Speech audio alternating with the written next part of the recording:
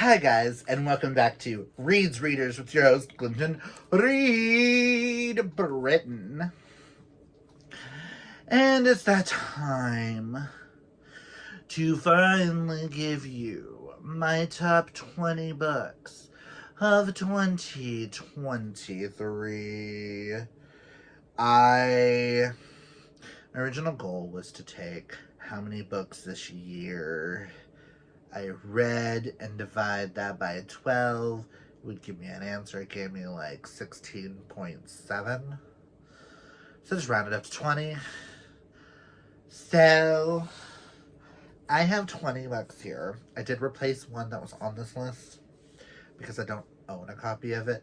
And the other one I feel like should also be on this list. So it's like, you know what I mean? But I've got my list right here, so if I get lost or confused at any time of what number we're on, you'll see me refer to the list. So let's hope and pray that I don't have to film this multiple times. So sit back, relax. We'll see. I may talk a lot about these books, I may not. Some of them I remember a lot, some I don't. Chewbacca, stop it. You are right next to the camera, and I can hear you up here, so I know they can hear you, so stop it. So just grab yourself a snack and a drink, and let's get to it. And the number 20 slot goes probably one of the biggest books I read this year. That is Empire of the Vampire by J. Kristoff. I literally only picked this up, one, because I needed the page count for a readathon. 2, it would shut up Sterling. And 3, I wanted to see if it was a book for me. All I remember is this follows Gabriel de Lion, a half-man, half-monster, and the last remaining Silver Saint, a sworn brother of the Holy Silver Order, dedicated to defending the realm from the creatures of the night. It's all that stands between the world and its ending. I know he is in a bar, I do believe, and he is telling his life story. This, I was so shocked by how well it was written. I have read J. Kristoff before, and I have DNF'd him. A lot of times his writing does not work for me, but I was so happy that this did, and who doesn't like a good vampire-esque story? This was a unique world where there's no sunlight and stuff like that, so I felt like it had to be on this list. Number 19 slot, which used to be a different book, but I thought this one also should deserve to be on this and get talked about somewhere, is Psycho by Onley James, which is book 2 in the Necessary Evils series. Necessary Evils was not on my favorite series of the year list, which if you haven't seen that video, you should go watch it. But that's because I have not completed it, unfortunately. So it might be on next year's. So I know this series follows adopted brothers of Thomas Mulvaney, adopted sons, all who are serial killers who hunt the bad guys that the law protects, i.e. priests who molest children, and i.e. from things from there. This one enters August Mulvaney and Lucas Blackwell. Lucas is a retired FBI agent who happens to have a psychic ability when he runs into August and sees everything. And then thus their love begins. This is by far my favorite couple so far. Lucas is my favorite character so far. I just love this so much. Chewbacca! If I can hear you, the camera can hear you, so please stop. I apologize if you can hear any noise. The dog is doing dog things. Yes, Psycho, much needed to be on this list. I feel like this actually fits better for the list than the one that I had in its place, so come here. Oh. And in 18th slot, I read this because Nikki made me read it, and that is Home Before Dark by Riley Sager. It's been a minute since a Riley Sager has been on my tops list, but I'm so happy to see that he has returned. This one follows Maggie, who inherits a famous building where 25 years ago her and her parents ran out of the building saying that it was a house of horrors. Her dad made a book on it. Her dad made a book on it, and she inherits it and is going back to figure out what happened when she was a child. I loved all the twists and turns.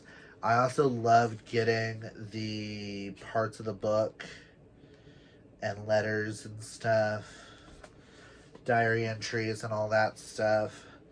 It was really fun, and I really do think that Riley Sager is perfect when it comes to gothic thrillers.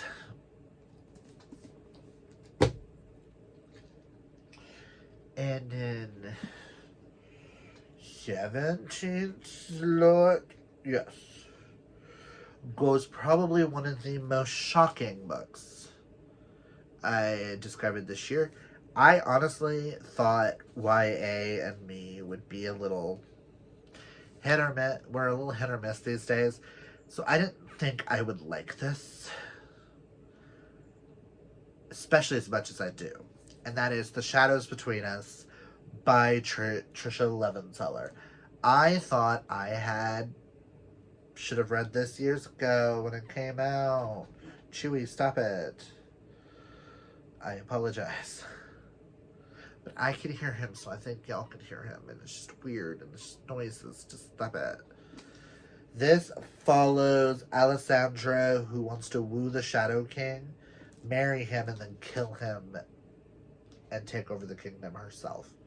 Yet, like any good romance, they fall in love. I cannot wait for the sequel that comes out next year, which I found out after I read this and loved it. So I cannot wait. Oh, so good. If you have not read this, I highly recommend it. It is one of the best YA fantasy standalones I have ever read. Well, it was a standalone. We're now getting a companion sequel based on her sister, which I'm excited.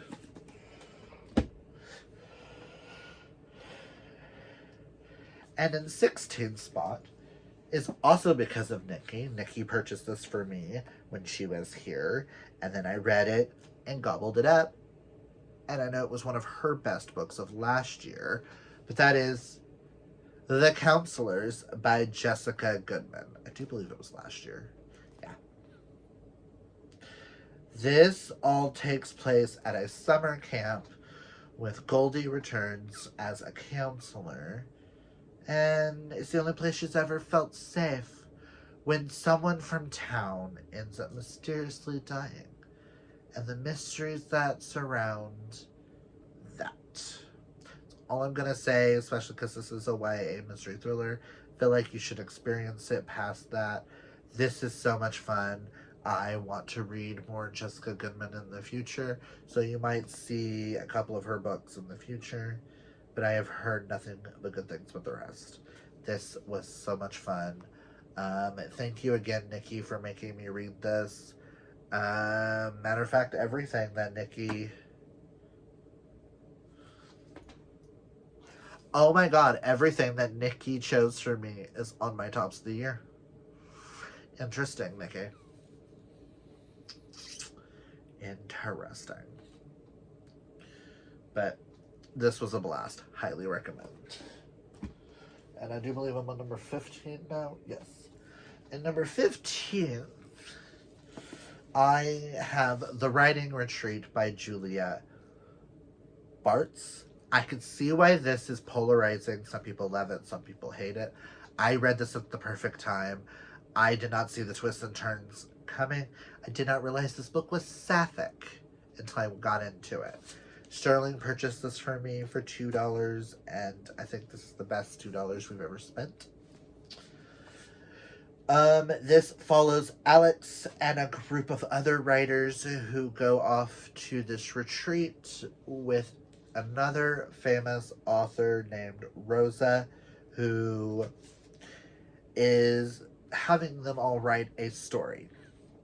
And then one of the other authors ends up mysteriously dying, and the story goes from there. This thriller was so much fun. One of the best thrillers I think I've ever read. I had a blast. And who doesn't love the way this cover looks? Ugh. And to see that it's the Thrills and Chills group book for next year. I do believe they're doing it in February? It's either February or March. But I will be rereading it then and reading and watching the live with them guys, because I cannot wait to hear everyone's thoughts.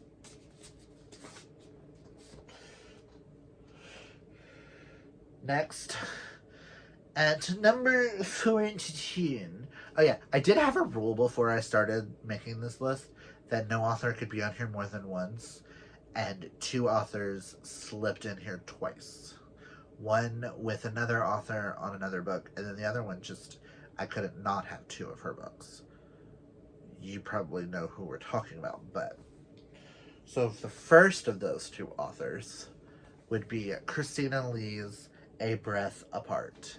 This is one of the most heartbreaking, sad, but positively sweet romances I think I've ever read. This follows the Fishers. This follows Brannon, who was adopted by the Fishers, and he has this crush on Josh Daly, but he doesn't want to let his family know that he's gay because he's afraid that they will no longer want him and abandon him. He also doesn't think Josh will ever love him that way. Thus, Josh also comes from a very Christian family. He goes off to a Christian college on scholarship for baseball and then returns to the town. Thus, the 2 randomly run into each other and things ensue from there. This is so beautifully written. It needed to be on this list.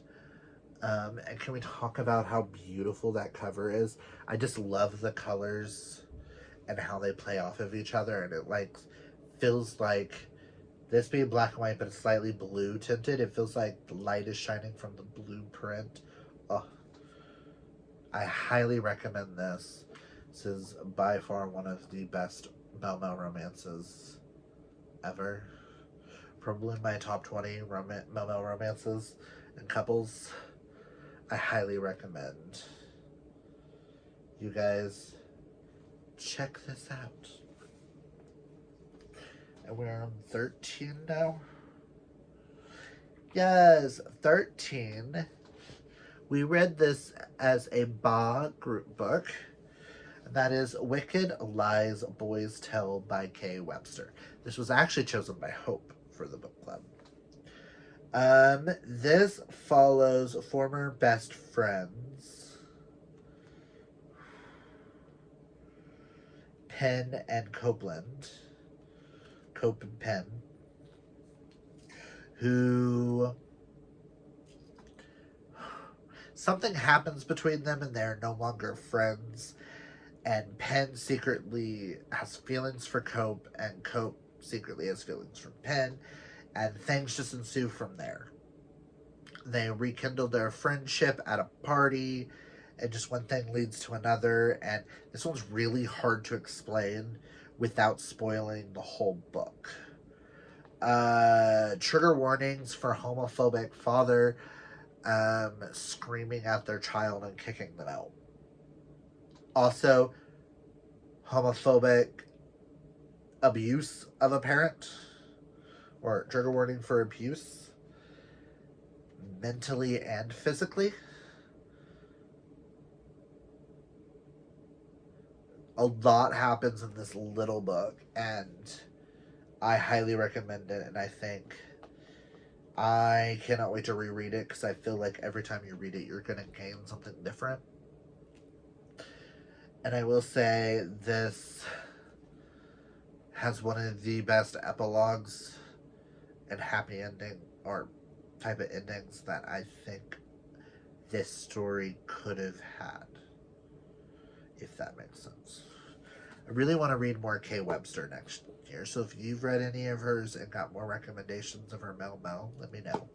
I do own one of her books. In 12th spot, we have Delicious Monsters by Liesl Sandberg. This solidified Liesl as an auto-bi YA author. Oh, what is... It's like...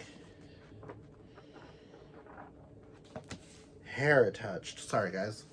It's like shedding. But Liesl Sandberg, if she writes more in this horror genre, I am going to gobble it all up. This follows Daisy, whose mother finally inherits a house and a mansion, but she even says that they cannot go inside. So they live on the property, but not in the McMansion, and they're going to turn it into a bed and breakfast. And lo and behold, haunted house and haunted things happen. This is amazing, and probably my favorite haunted house story I think I've ever read. I just gobble up all of Liesl Sandberg's writing. She wrote my favorite duology of all time, my favorite YA duology of all time, which is Blood Like Magic. I cannot wait to see what she has in store next.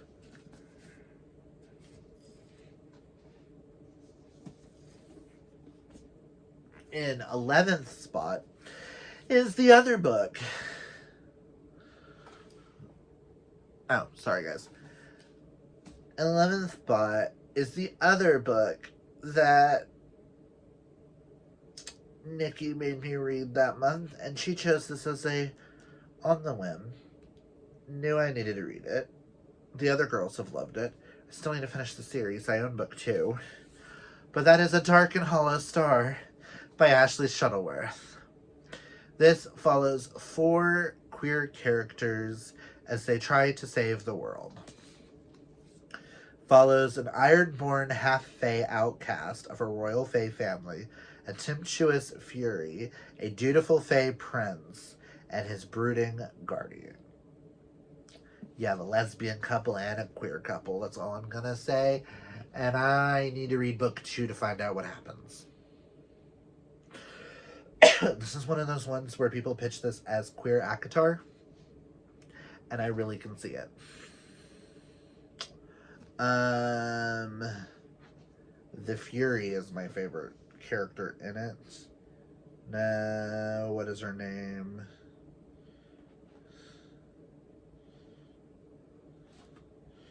Navion or Nasuke, something like that. Highly recommend this, and I cannot wait to finish it out in 2024 now that the whole series is done. I apologize. It cut me off. So now we're on our top 10 of 2023. In 10th spot goes Mom-Com by Adriana Mather.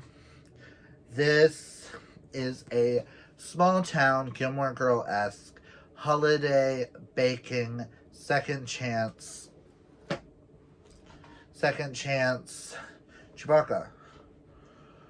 Second chance single mom romance. It is the coziest book I have read all year, and I just love how some of the chapters are like, my life just turned pineapple upside down cake.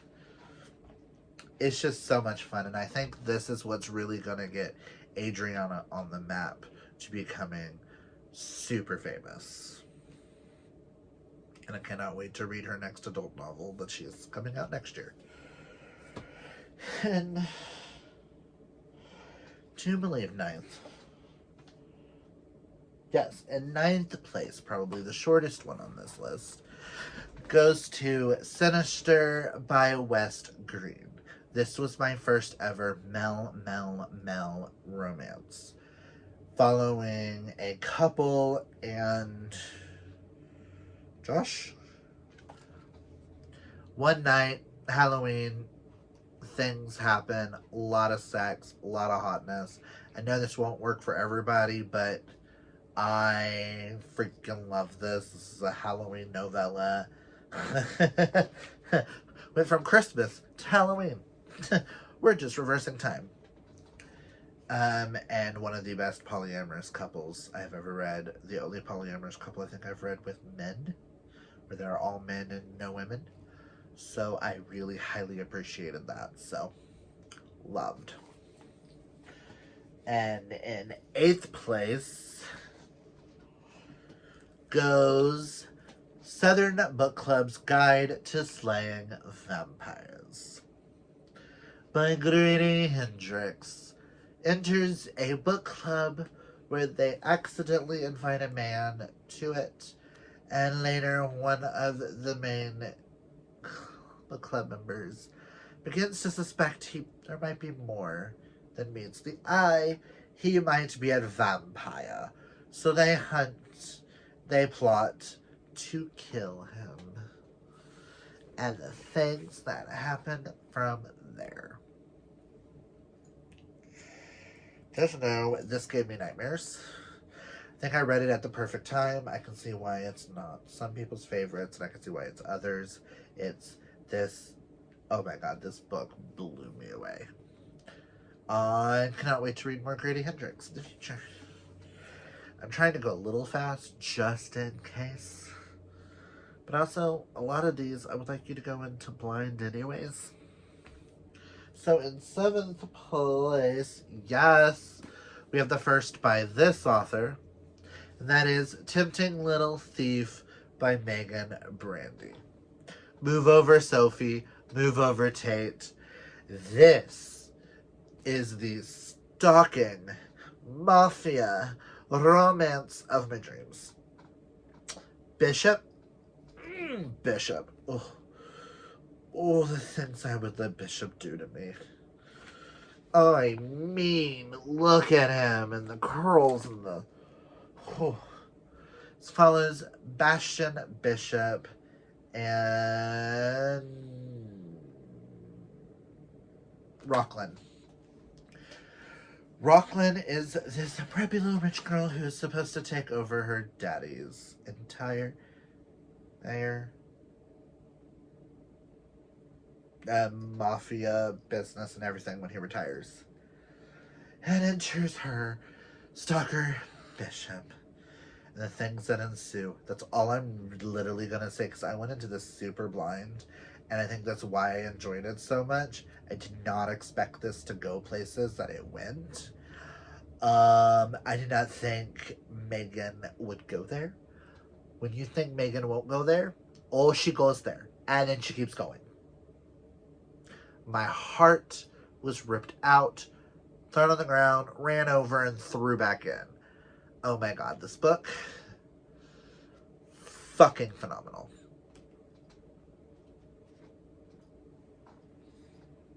And in 6th place, I do believe, we have my favorite Baugh book of the year. And that's why I said Christian Lee came in here a second time. And that is Sunlight and Stardust by Riley Hart and Christina Lee. If you were looking for a queer Nicholas Sparks-esque romance, look no further. This also gave me very much Fried Green Tomatoes vibes as well. This is about a man named Tanner who buys a house after his wife died and wants to fix it up but can't. So he randomly meets Cole Lachlan, who just recently got out of jail, and he invites him to his place to stay and help him fix up the barn, at least, possibly more. And while they are trying to fix up the barn, they find a box with a journal in it which is about is it Thomas and Charlie? Or is it Tommy?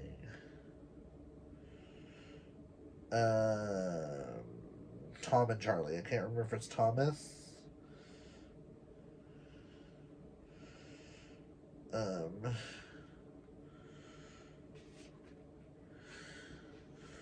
Which just basically tells the story of their romance, and it's how both stories start to overlap and how important the barn starts to be. I also got to interview Riley and Christina, so that made this a lot of fun. I highly recommend this book, and I will be purchasing the other cover with the barn on it as well, because I feel like I need to own the one that represents the book the most. But I do love this cover as well.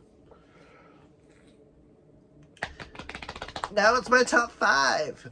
Before I get into top 5, can you comment down below what you think is my top 5 of the year?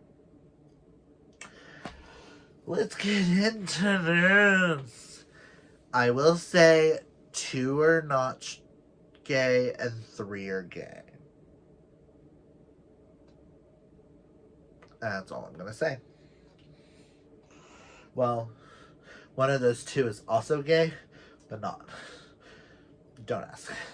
In 5th place, we have Pucking Around, the largest book I read this year, by Emily Roth. This is an MMFM hockey romance.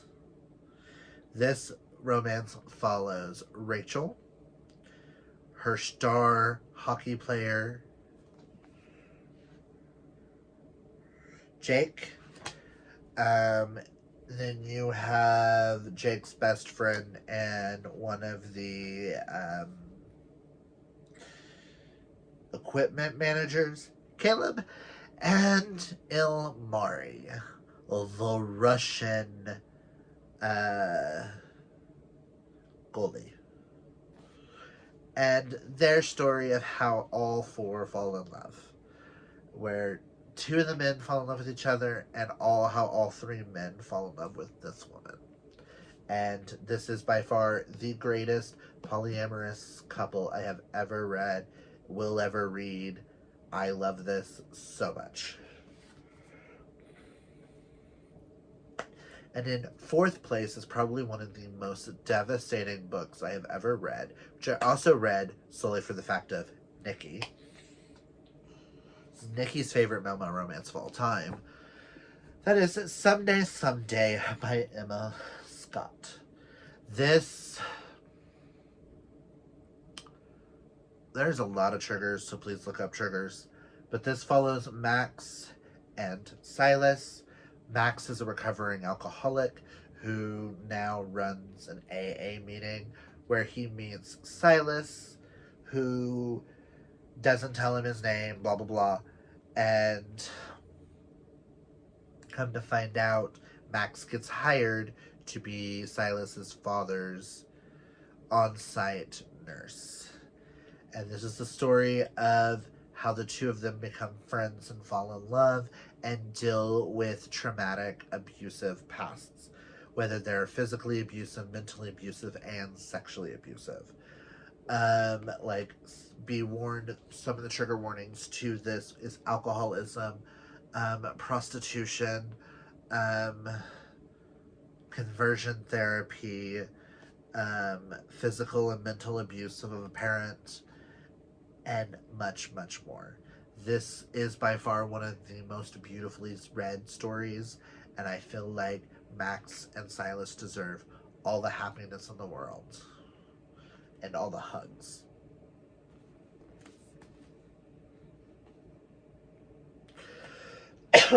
In number 3 slot, we have Us, Etc. by Kit Vincent. This is basically Cinderella meets The Matrix. It is a futuristic world where 2 AI robots fall in love, run away, and yeah. That's all I'm gonna say. I do highly recommend you join us in January, where I'll be rereading this with Ba, where we will discuss more about this book. But I highly recommend you go into it only knowing that it is a Cinderella meets Matrix queer with AI robots that fall in love. Because you will not see some of the stuff coming. Drum roll, please. Can you tell what my top 2 books are? And in second place, which was in first place for most of the year, goes to Gravity by Tal Bauer.